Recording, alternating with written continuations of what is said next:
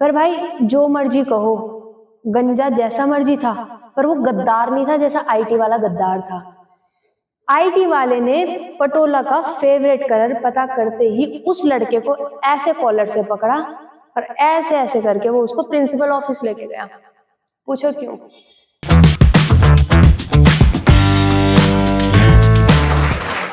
तो क्या हाल है आप लोगों के पोंटा वालों?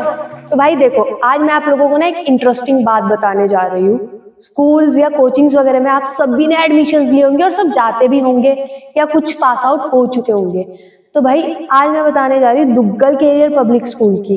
भाई जिस स्कूल के नाम में करियर आता है उस स्कूल के बच्चे ना करियर ढूंढते हैं वहां पे। करियर तो छोड़ो भाई, मैं तो टीचर्स ढूंढती थी, कौन से टीचर था पीरियड है हमारी क्लास में। और जिस बच्चे ने उस स्कूल में एडमिशन ले ली ना भाई, उसका तो जो स्वर्ग का रास्ता होता है ना वो साफ है भाई। उसकी टिकट कंफर्म है कि वो जाएगा ही जाएगा।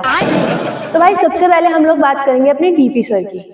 नो डाउट डीपी सर का हर स्कूल्स में अलग अलग क्रेज होता है और अलग अलग ही लेवल पे भाई डीपी जो होते हैं ना सभी स्कूल्स के चटके हुए होते हैं। मेरे स्कूल में भी कुछ यही हाल था। जो हमारा डीपी था ना भाई वो अलग ही लेवल का चटका हुआ था। गुस्सा, उनके अंदर जो गुस्सा था ना भाई वो उनके सर में सबसे ज्यादा था। पता है क्यों?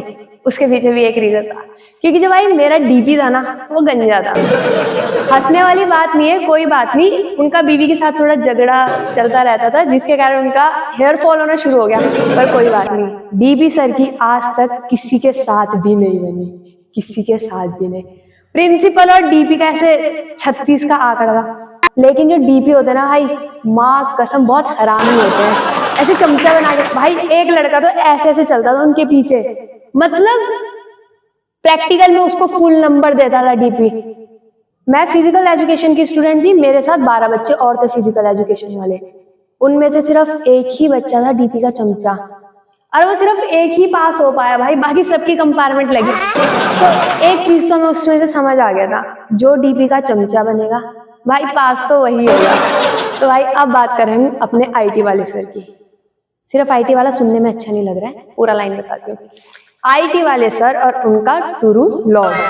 भाई डीपी सर तो चलो कोई बात नहीं, वो चटकी आदमी था, अलग ही लेवल का गुस्सा चढ़ा था उस आदमी के सर में, अलग ही सनक थी। पर आईटी वाले सर ने जो माहौल क्रिएट कर रखा था ना भाई स्कूल में, अलग ही रोमियो बना फिरता था इसके पीछे, पटोला के पीछे। एक आई थी नई मैडम, भाई मजाक से हटके लड़कियां भी फिदा थी उनसे, बहुत सेक्सी बंदी थी वो।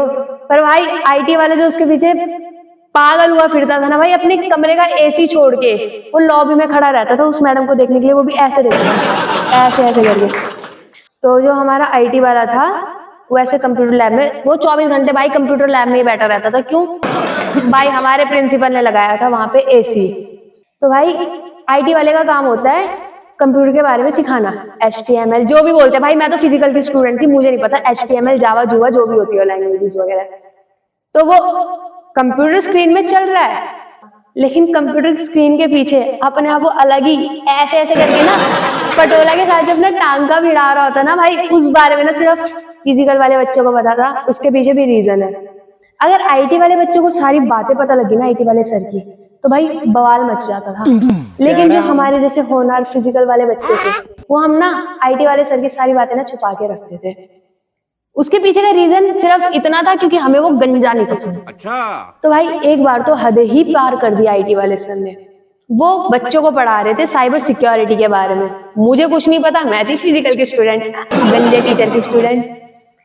तो वो पढ़ा रहे थे साइबर सिक्योरिटी के बारे में, और भाई वो बोल रहे थे कि जो वायरस वगैरह होता है ना उससे बच के रहा करो। तो पीछे से ना हमारी क्लास के आईटी वाले बच्चे ने एक ने कमेंट पास कर दिया, सर पर आप तो पटोला मैडम के प्यार में इनफैक्ट हो चुके हो। उसने बड़ी ही विनम्रता के साथ ही स्माइल करी आईटी वाले ने। कौन था? आगे आना जरा। भाई वो भी उठ के आगे आ गया, उसको लगा पिट गया आज। वो आया, उसने कहा सॉरी सर अब कुछ नहीं बोलूंगा सर। तो भाई सर ने ना बड़े प्यार से ना उसके कंधे पे ऐसे हाथ रखकर बोला, प्रैक्टिकल में पूरे नंबर मिलेंगे, बस पता करवा दे तो उसका फेवरेट कलर कौन सा है। भाई लड़का दूसरे लड़कों के पास जाके बोल रहा है, भाई अब तो मुझे पढ़ने की जरूरत ही नहीं, अब तो आईटी वाला बिना पढ़े ही पास करवा देगा मुझे।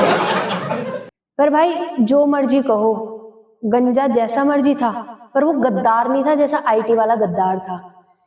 आईटी वाले ने पटोला का फेवरेट कलर पता करते ही उस लड़के को ऐसे कॉलर से पकड़ा और ऐसे ऐसे करके उसको प्रिंसिपल ऑफिस लेके गया। पूछो क्यों? सिर्फ इसलिए कि पटोला उससे इम्प्रेस हो जाए। मतलब अपने आप को बचाने के लिए उसने उस बच्चे को दांव पे लगा दिया भाई।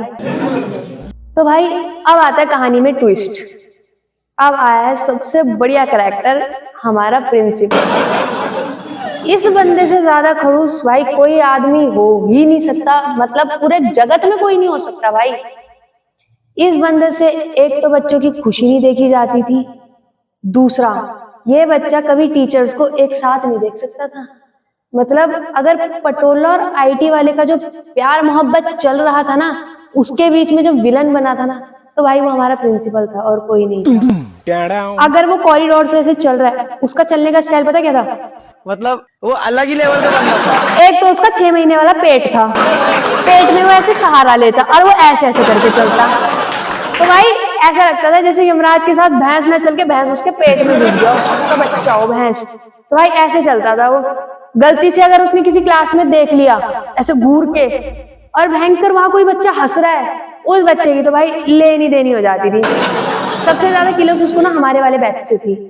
मुझे तो कभी कभी ऐसा लगता था हमारे वाले बैच में से किसी बच्चे की तो फीस रुकी भी है भाई, क्योंकि जिस हिसाब से वो खिलसता और सब बच्चों को सुनाता, भाई साहब कोई नहीं सुना सकता इतना जितना उसने सुनाया, वो भी हमको, हम जैसे शरीफ बच्चों को।